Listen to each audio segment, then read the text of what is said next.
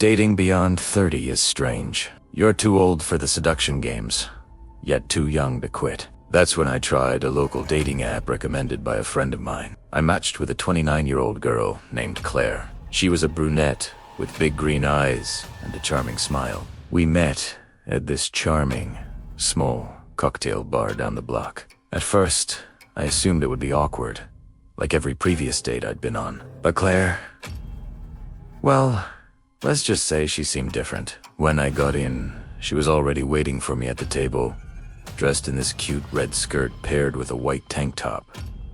She smiled, and I smiled back. We hit it off instantly. She was smart and witty and made good jokes instead of boring small talk.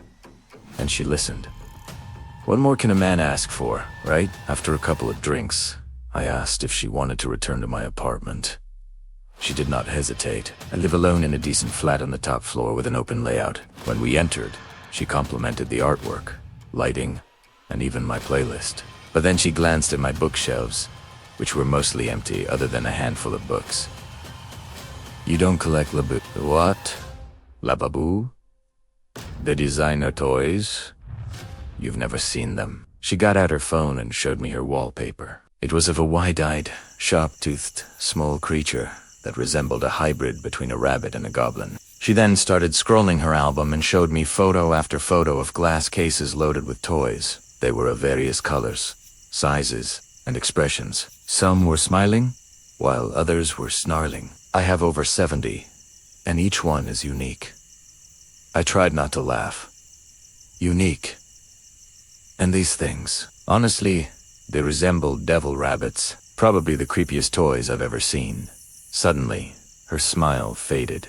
Her eyebrows furrowed as if I had deeply offended her. They're gorgeous. You simply don't get it.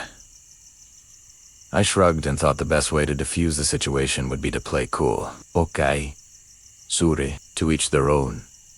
She stared at me for a second, and I could sense something had changed in her. She was no more the person she was last hour. How can you not like them? She inquired, as if she was giving me a second chance to rethink.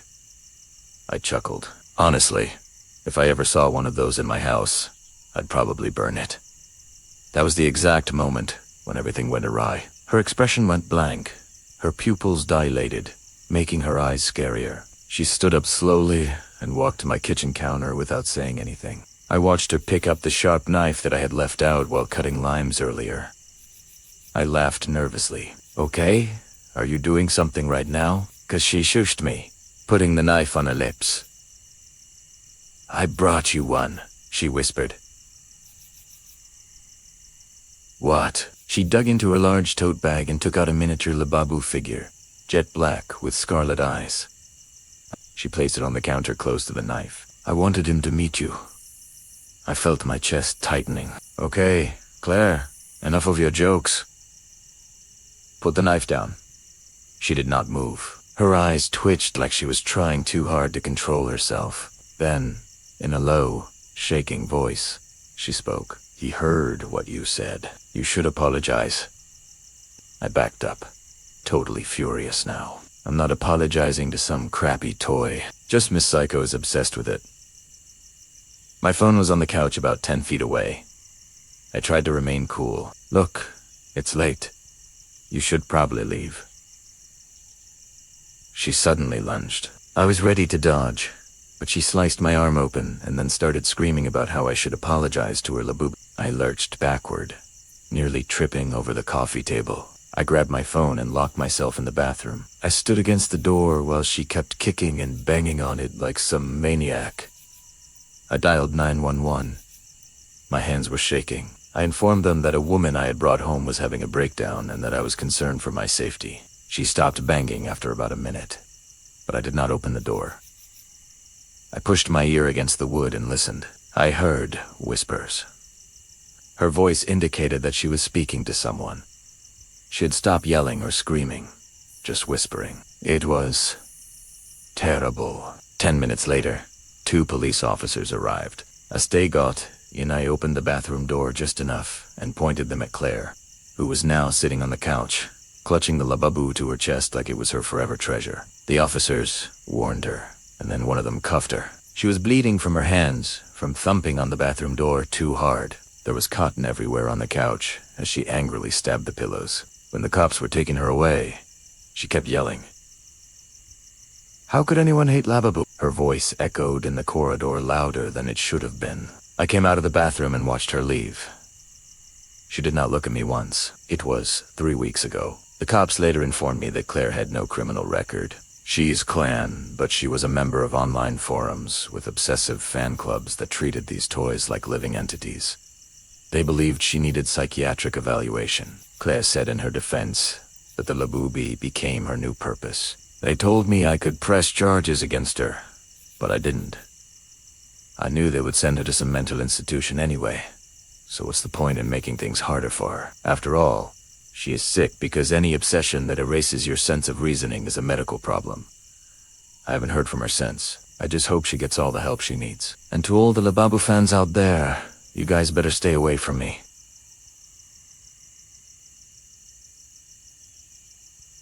This happened last Saturday. I just finished my first 2 weeks of college, and my roommate Live was determined to drag me to my first frat party. I didn't want to go.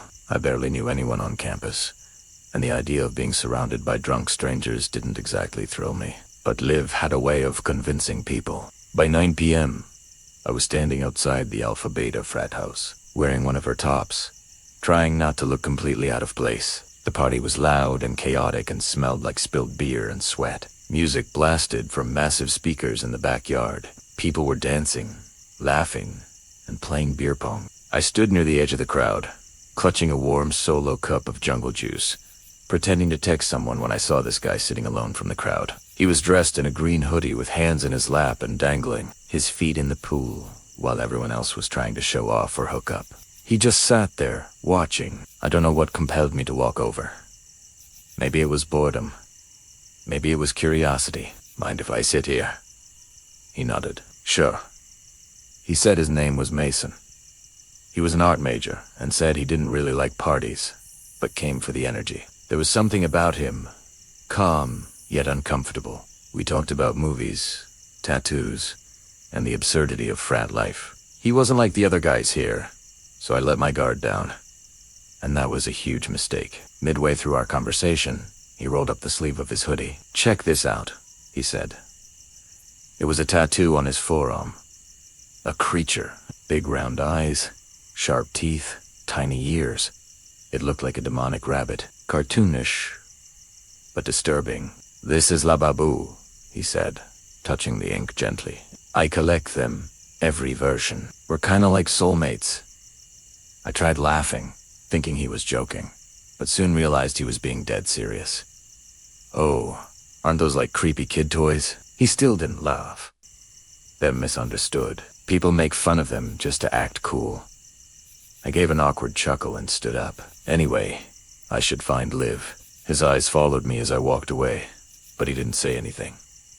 By midnight, the party was dying down. Liv had disappeared with some guy, and I didn't feel like waiting around. My dorm was only a 10-minute walk, and I figured I'd be fine. I put in one earbud and started heading back. It was a quiet night. Empty sidewalks, soft breeze, no traffic. I remember thinking how peaceful it was. In that moment, I told myself that college might turn out to be fun. But all of a sudden, I began feeling nervous. I stopped the music and heard footsteps. Someone was walking behind me. At first, I didn't think much of it. Probably just another student heading home. But the steps didn't fade. Instead, they matched mine. When I slowed, they slowed. When I stopped, they stopped as well. I turned around. Under a street light, maybe 20 feet back, stood Mason. He was wearing the same hoodie. His arms were stiff at his sides. His head was slightly tilted. I blinked. Mason?" He didn't speak a word, just smiled. Something about his smile made me fear for my life. He then jerked his left shoulder twice and started chanting something. It took me a moment to hear exactly what he was saying. I listened carefully and heard him saying, "Labu." He spoke like a toddler who just learned to talk. "Lababu," my stomach dropped. What? What do you want?" I screamed while stepping back in caution. His footsteps picked up behind me, You made la babusade. Got it out. I didn't waste a second more. I turned and started sprinting. I could hear him chasing me. His steps weren't even footsteps anymore. They were low, heavy thuds, like someone running unevenly or low to the ground. He was screaming. Then I offended him by insulting his soulmate. My dorm was a block away. I ran across the lawn, fumbling with my keycard. I slammed on the door and swiped my keycard. At the first try, the reader flashed red. Mason was inches away, with shaking hands. I swiped again, and finally it turned green. I yanked the door open and slammed it behind me, locking it just as his footsteps reached the pavement. He was standing right outside. I could see him through the glass on the door. His breathing was heavy and ragged. His face was blank, but his eyes looked evil. He leaned close to the door and whispered, "You made Lababu sad. You shouldn't have primetaba skid Hawaii." Heart thumping, I grabbed my phone and called campus security. They arrived 10 minutes later, but Mason had left by then. I complained to the authority who checked on him, but that freak lied to their face, saying he never even met me. Since there was no evidence, no actions were taken against him. I thought maybe that would be the end of it. The next day, at around 3 a.m. In the morning, I heard something slide across the floor. I sat up. There was an envelope on the ground. Someone had pushed it under my door. There was a photo of me in it taken earlier that night sitting by the pool next to Mason. In the bottom corner, written in red ink were the words, "The Lababu remembers." My hands started shaking. I threw the picture away and double-checked the lock again. I barely slept. When the sun came up, I packed a bag and went straight to Liv's dorm to stay there for a few days. But this morning, just as I was leaving, I went back to my room to grab my laptop, and I almost screamed when I entered my room.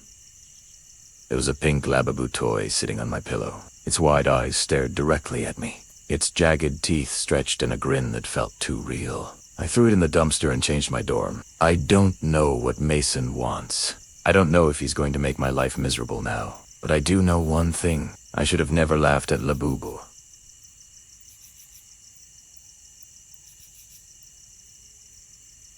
Grief makes people do strange things. It had been 3 weeks since we lost our baby. One moment, we were excited first-time parents. The next, we were sitting in a sterile hospital room under fluorescent lights, while the doctor gave us the worst news of our lives. My wife, Madison, sat there not crying, just breathing heavily. She changed a lot after that. Most of the time, she wouldn't get out of bed. She would hardly eat or talk. I watched my wife slip into this fog I couldn't pull her from. I tried everything. Cooking her favorite meals, playing the music she used to love, and even reading aloud from the baby books we hadn't had the heart to throw away. Nothing worked until I brought home a blue Lababu toy.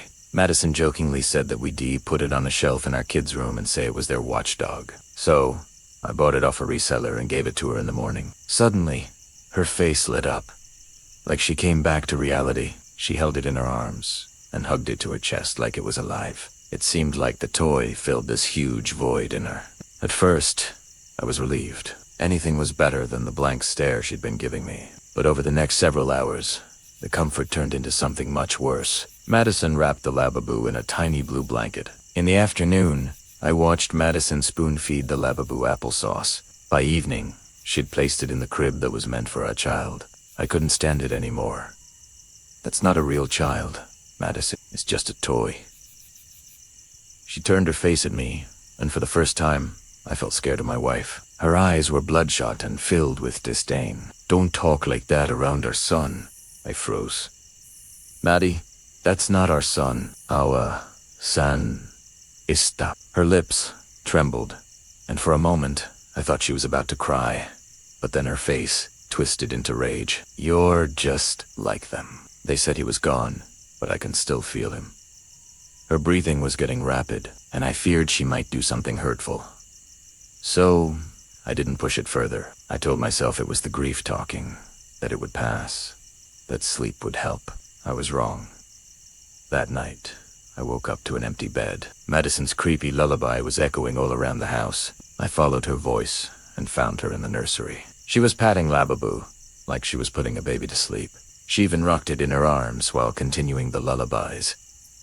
The atmosphere dropped down as I felt a cold shiver in my spine. The next day, things got out of hand. I could hear Madison talking to the Lababoo in a hushed tone like she didn't want me to hear her. "You don't have to cry.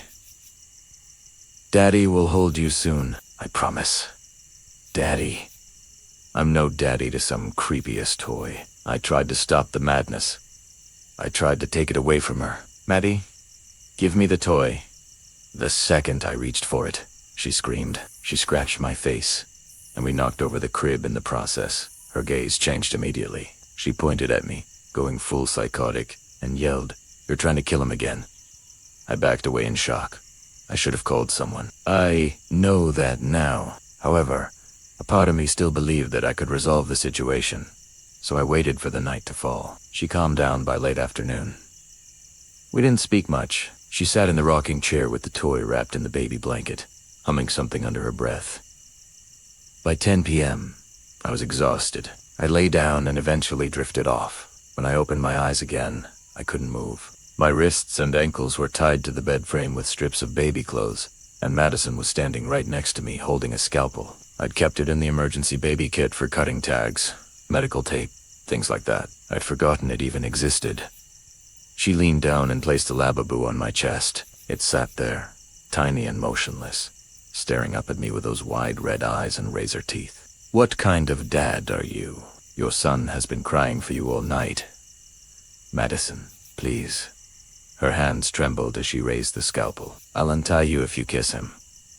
I saw one small window of opportunity and took it. I agreed.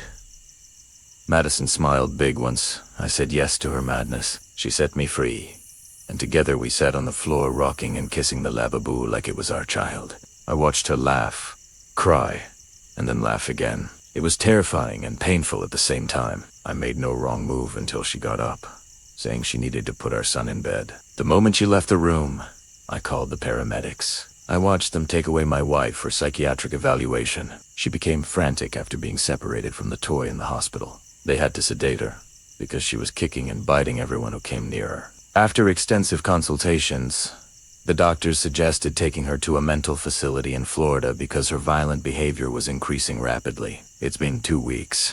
She's still at the facility. I visit her every week, but she rarely acknowledges me. The doctors say she's detached from reality, believes the toy is the baby we lost. They gave me her things in a cardboard box.